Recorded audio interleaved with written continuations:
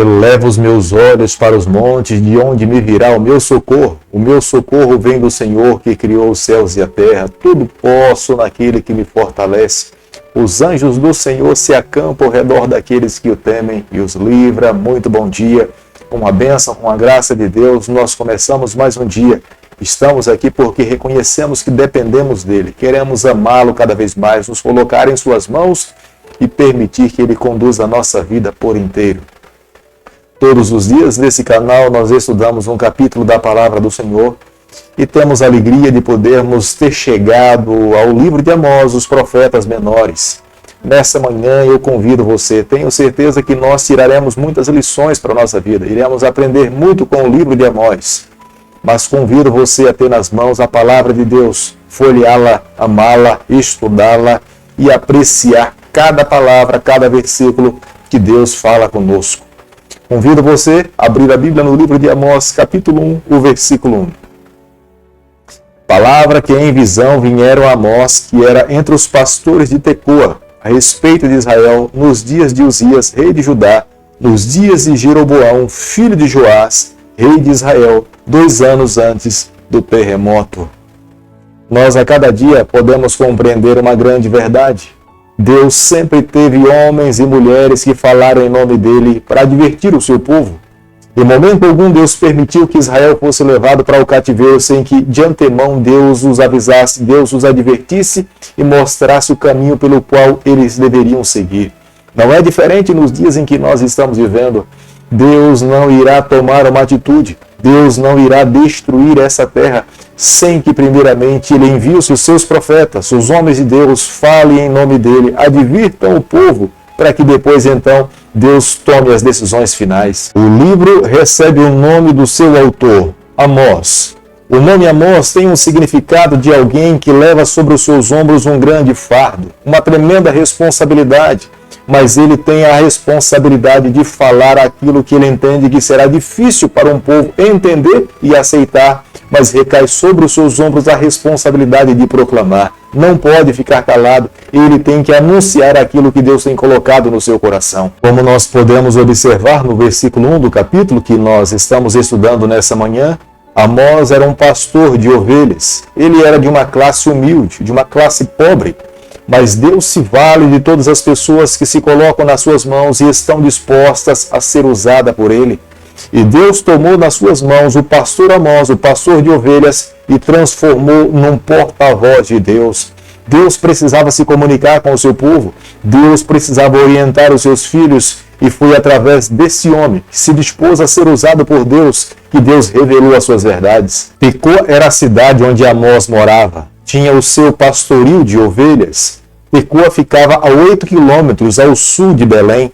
Foi nessa região um dia onde uma mulher reconciliou Davi com o seu filho Absalão. O profeta Amós, como o profeta Oséias, o seu ministério foi marcado pelas palavras que se voltavam diretamente para o reino do norte. Nós não encontramos na Bíblia muitas informações a respeito desse terremoto que é mencionado por Amós, mas Flávio José, um historiador da época, fala que esse terremoto trouxe grandes transtornos e destruição para aqueles que viveram nesse período. E ele declara que esse terremoto se deu quando o rei Uzias entrou no templo para oferecer sacrifícios ao Senhor. Quando o profeta Amós faz referência a Jerusalém, ele está enfatizando que ali era a morada de Deus, porque em Betel era ali onde havia grandes práticas de adoração aos cultos ao Deus Baal. Amós capítulo 1, versículo 3, a Bíblia diz o seguinte: assim diz o Senhor, por 3 transgressões de Damasco e por 4 não sustarei o castigo,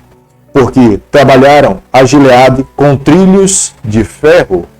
O profeta Amós começa a falar sobre as punições e o juízo de Deus que iriam cair sobre aquelas nações que tinham agredido o povo do Senhor. E ele começa a mencionar o nome dessas nações. Ele faz isso antes de começar também a falar do que Deus iria fazer com o seu povo. Porque da mesma forma como as outras nações tinham transgredido a lei de Deus, o povo do Senhor menosprezou a palavra do Senhor.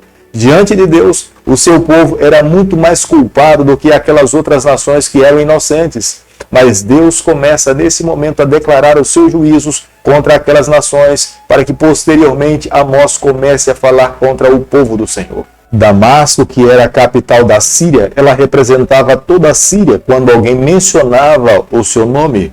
Mas Damasco se levantou contra o povo de Deus. E foi por essa razão de ofender o povo do Senhor que Deus nesse momento estava declarando os seus juízos contra Damasco. Era um povo extremamente cruel. Eles matavam as crianças quando conquistavam as cidades. Eles violentavam as mulheres. E os homens eles eram decapitados. E as suas cabeças eram colocadas na porta da cidade. Para que quando alguém chegasse ali com alguma intenção de espiar a cidade, eles estavam dizendo que se porventura fossem descobertos, eles passariam pela mesma experiência daqueles homens que tinham perdido a sua cabeça. Deus falava através do profeta Amós que eles um dia seriam destruídos, eles seriam levados também para o cativeiro, por tanta maldade, por tanto pecado acumulado, por tanta violência do céu. Deus não poderia suportar tamanha maldade. A cidade de Gaza, que era a capital dos filisteus, ela estava sendo acusada pelo Senhor de promover a escravidão.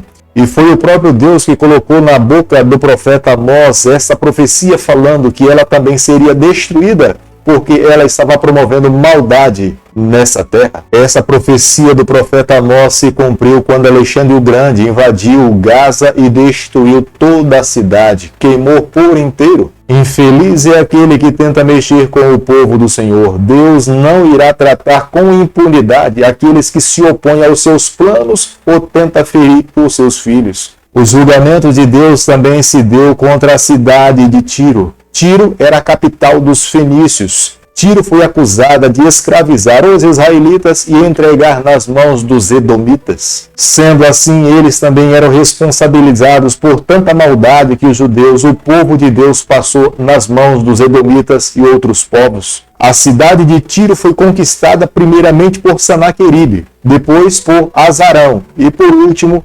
Alexandre II destruiu por completo a cidade de Tiro. Como nós podemos observar no versículo 11 do capítulo que nós temos estudado nessa manhã, Amós começa nesse primeiro capítulo a denunciar 3 cidades que estavam próximas do povo de Deus, que havia uma ligação de sangue: Edom, Moabe e Amon. Edom, eles eram descendentes de Esaú, mas era um povo extremamente hostil contra os israelitas. As profecias de Deus eram muito severas contra os edomitas. Deus mesmo falava que não podia se odiar um inimigo. Pior ainda era odiar um irmão. Os amonitas se uniram aos moabitas para contratar Balaão para que pudesse amaldiçoar o povo de Deus. Mas é o próprio Balaão que ouve do Senhor a fala dizendo: aquele povo que é abençoado por mim, ninguém pode amaldiçoar. Os amonitas no futuro reivindicaram o território que os israelitas tinham tomado de Sion.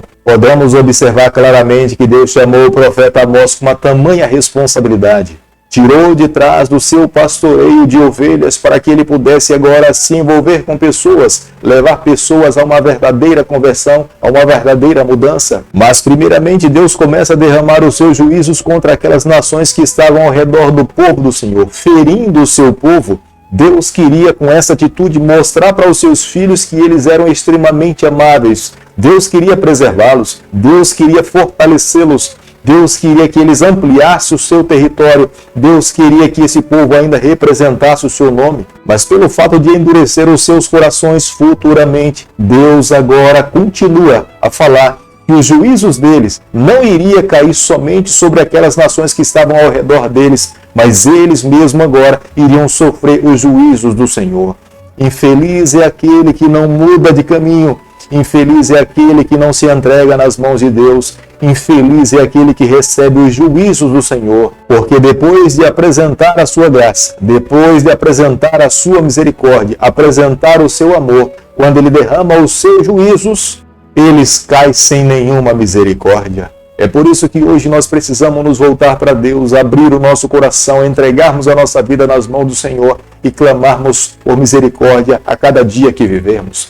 Querido Pai, em Tuas mãos nessa manhã nós nos colocamos, queremos viver os Teus propósitos, queremos andar nos Teus caminhos. Toma o nosso coração, perdoa os nossos pecados, nos dê a graça de vivermos exclusivamente para Ti. É o que nós te pedimos, é o que nós te agradecemos e o fazemos em nome de Jesus. Que o Senhor te abençoe e te guarde. Que Ele faça resplandecer o seu rosto sobre você. Que Ele tenha misericórdia de você. e sobre você nessa manhã Ele levante seu rosto e conceda a sua graça em nome de Jesus. Amém.